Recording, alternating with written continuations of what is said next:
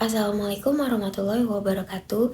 Tabi pun, perkenalkan nama saya Rizky Wahyuni dengan NPM 2512011291,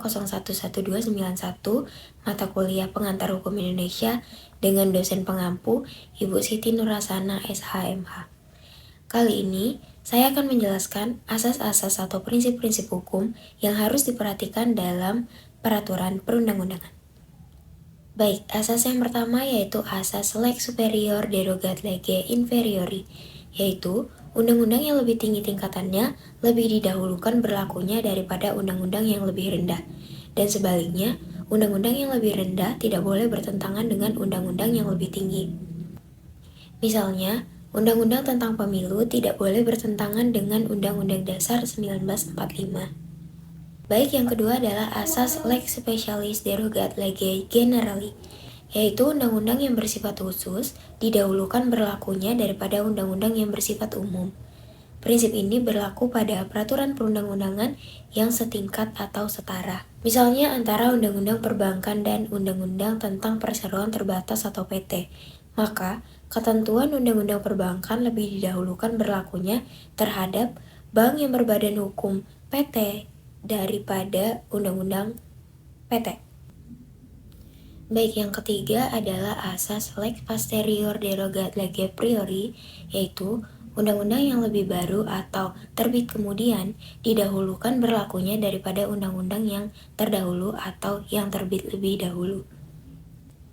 Baik, contohnya yaitu Peraturan Pemerintah atau PP Nomor 60 Tahun 2008 tentang Sistem Pengendalian Intern Pemerintah. Kemudian diperbarui dengan PP Nomor 60 Tahun 2021 tentang Sistem Pemerintahan Berbasis Elektronik. Jika terdapat pertentangan di antara kedua peraturan pemerintahan tersebut mengenai mekanisme pengawasan internal, maka Peraturan Pemerintah tahun 2021 yang digunakan karena berlaku setelahnya.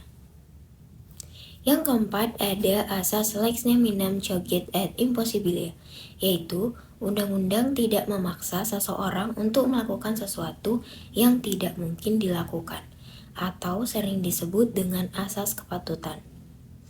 Contohnya seperti seorang terdakwa tidak hadir di sidang karena sedang dirawat di rumah sakit dalam keadaan koma, maka pengadilan tidak dapat memaksa kehadirannya secara fisik di persidangan, karena hal ini tidak mungkin dilakukan secara manusiawi dan hukum.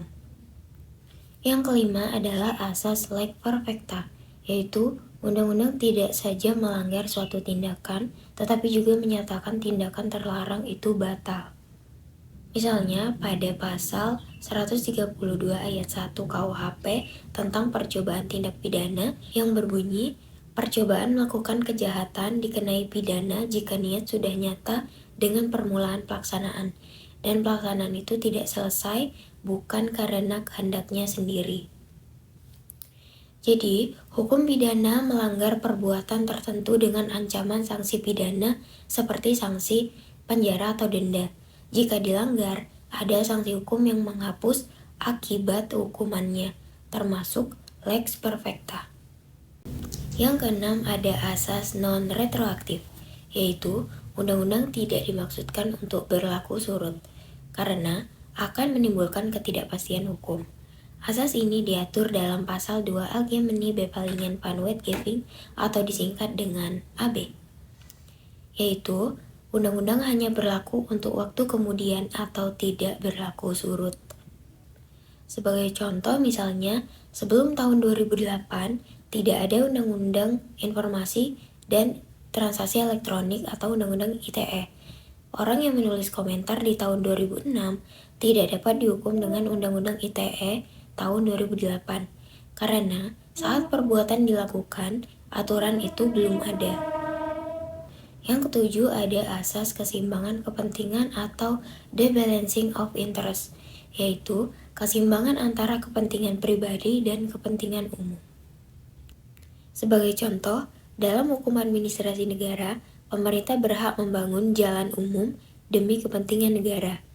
Tetapi, jika pembangunan itu melalui tanah warga, maka warga berhak mendapatkan ganti rugi yang adil.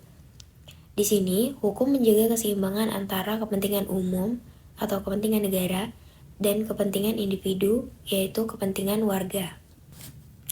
Baik, yang kedelapan ada asas kesamaan atau equality before the law. Asas ini berarti bahwa setiap orang memiliki kedudukan yang sama di depan hukum dan pemerintahan, tanpa membedakan suku, agama, ras, jabatan, jenis kelamin, maupun status sosial. Dengan kata lain, tidak ada yang kebal hukum. Semua orang, baik rakyat biasa maupun pejabat tinggi, wajib tunduk pada hukum yang sama. Sebagai contoh, dalam pelayanan publik, dua warga yang mengajukan pembuatan KTP, yang pertama adalah pejabat dan yang satunya adalah rakyat biasa atau warga biasa, harus dilayani dengan prosedur dan waktu yang sama oleh petugas Dukcapil. Karena tidak boleh ada perlakuan istimewa berdasarkan status sosial, semua warga diperlakukan setara di hadapan aturan. Baik, sekian penjelasan yang dapat saya sampaikan. Saya akhiri, wassalamualaikum warahmatullahi wabarakatuh.